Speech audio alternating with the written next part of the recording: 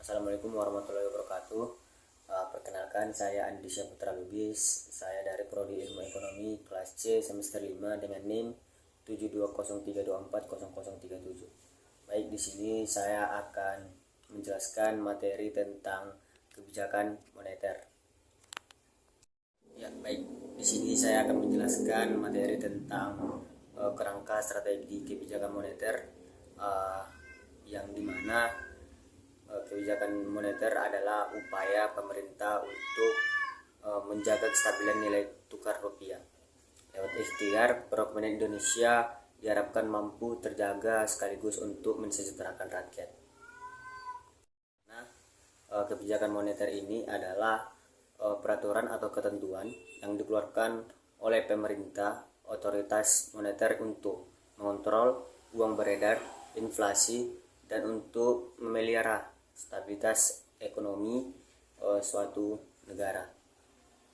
Jenis-jenis kebijakan moneter itu ada dua. Yang pertama, kebijakan moneter kuantitatif dan juga kebijakan moneter kualitatif. Kebijakan moneter kuantitatif, kebijakan ini dilakukan oleh Bank Sentral untuk mempengaruhi jumlah penawaran uang dan suku bunga dalam perekonomian. Nah, jadi kebijakan moneter kuantitatif ini dibagi jadi 3 instrumen. Yang pertama, operasi pasar terbuka. Yang kedua, politik diskonto. Yang ketiga, giro wajib minimum. Nah, yang dimana operasi pasar terbuka ini dilakukan untuk mengendalikan uang beredar dengan menjual atau membeli sertifikat Bank Indonesia atau BSI atau SBI. Nah, yang kedua, politik diskonto. Cara ini dilakukan untuk memainkan tingkat suku bunga bank sentral pada bank umum. Dan yang ketiga, giro wajib minimum. Cara ini dilakukan untuk mengatur jumlah uang beredar dan memainkan jumlah dana cadangan perbankan yang harus disimpan pada bank sentral. Begitu. Poin yang kedua ada kebijakan moneter kualitatif. Kebijakan moneter kualitatif ini juga dibagi menjadi 2 jenis. Yang pertama, pengawasan pinjaman secara terpilih. Yang kedua, imbauan moral. Nah, jadi pengawasan pinjaman secara terpilih ini, Bank Sentral melakukan pengawasan supaya pinjaman dan investasi ini dilakukan sesuai dengan ketentuan pemerintah tersebut. Nah, yang kedua, imbauan moral. Imbauan ini dilakukan Bank Sentral untuk menganjurkan bank-bank untuk melakukan penyesuaian dalam mengalokasikan dananya. Seperti itu.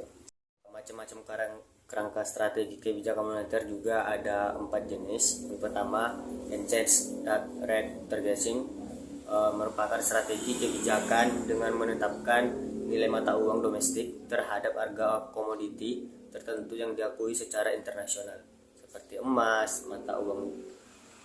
atau mata uang negara-negara besar yang memiliki laju inflasi rendah. Seperti itu. Nah, jadi exchange rate targeting ini juga ada kelebihan maupun kekurangannya. Nah, jadi kelebihannya mencegah inflasi dari kenaikan harga barang internasional dan relatif sederhana sehingga dapat mudah dimengerti oleh masyarakat. Nah, yang kelemahannya, kebijakan moneter ini menjadi tidak independen begitu, berpotensi menimbulkan serangan spekulasi falas. Seperti itu. Poin kedua, masalah ataupun macam strategi kerangka moneter yaitu monetary targeting. Nah, jadi monetary targeting ini merupakan strategi kebijakan dengan menetapkan pertumbuhan jumlah uang beredar dengan harapan uang beredar ini mampu membuat masyarakat dapat mengetahui arah kebijakan moneter. Jadi kelebihan monetary targeting ini juga kebijakan moneter independen dapat fokus pada kondisi perekonomian domestik dan memberikan sinyal yang baik lah gitu. Ya, kelemahannya bergantung pada hubungan yang stabil atau antara uang dan inflasi, dan terkendala aliran keluar masuk dana serta ketidakstabilan permintaan uang. Ketiga, itu inflation targeting. Inflation targeting merupakan strategi kebijakan dengan mengumumkan kepada masyarakat mengenai target inflasi ini jangka menengah dan komitmen bank sentral gitu untuk mencapai stabilitas harga gitu. Di sini juga ada kelemahan dan kelebihannya juga. Jadi kelebihannya sederhana, kebijakan moneter independen dan dapat fokus pada kondisi perekonomian domestik. Ya, kelemahannya juga sinyal tidak langsung terhadap pencapaian target. Nah, seperti itu. Poin keempat yaitu implicit target.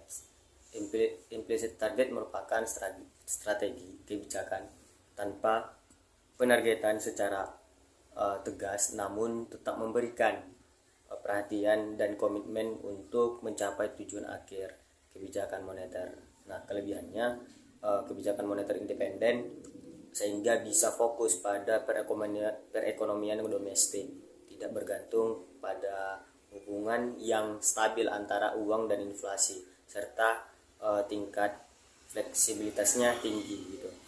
Kelemahannya yang membutuhkan kredibilitas bank sentral. Keberhasilan sangat tergantung pada individu dan relatif kurang transparan seperti itu. Jadi dalam upaya mencapai tujuan perekonomian, Bank Indonesia menerapkan kerangka kebijakan moneter atau ITF. ITF ini yaitu Inflation Targeting Framework, merupakan kerangka kerja dengan untuk mencapai sasaran inflasi yang diarahkan untuk mencapai sasaran inflasi ditetapkan dan diumumkan kepada masyarakat atau publik dengan perwujudan komitmen dan akuntabilitas bank sentral. Nah, jadi ITF ini diimplementasikan dengan menggunakan suku bunga kebijakan sebagai sinyal gitu. Kebijakan moneter dan suku bunga pasar uang antar bank atau PUAB sebagai sasaran operasional. Jadi tujuan kebijakan moneter ini juga sebagaimana dalam Undang-Undang Nomor 3 Tahun 2004 tentang Kebijakan Moneter Bank Indonesia. Tujuan utama kebijakan moneter adalah untuk menjaga stabilitas nilai rupiah. Nah, namun demikian tujuan kebijakan moneter bersifat dinamis karena perekonomian suatu negara dapat disesuaikan dengan kebutuhan perekonomian seperti itu. Nah, jadi adapun tujuan kebijakan moneter yang pertama mendorong pertumbuhan, yang kedua mengendalikan inflasi, yang ketiga menjamin stabilitas ekonomi, yang keempat melindungi stabilitas harga barang di pasar, yang kelima meningkatkan lapangan pekerjaan, dan yang keenam menjaga keseimbangan neraca pembayaran atau internasional seperti itu. Mungkin itu saja yang dapat saya jelaskan, saya pahami tentang materi tentang kerangka strategi kebijakan moneter. Kurang lebihnya saya mohon maaf, saya tutup. Nun wal qalami wa ma yasturun bila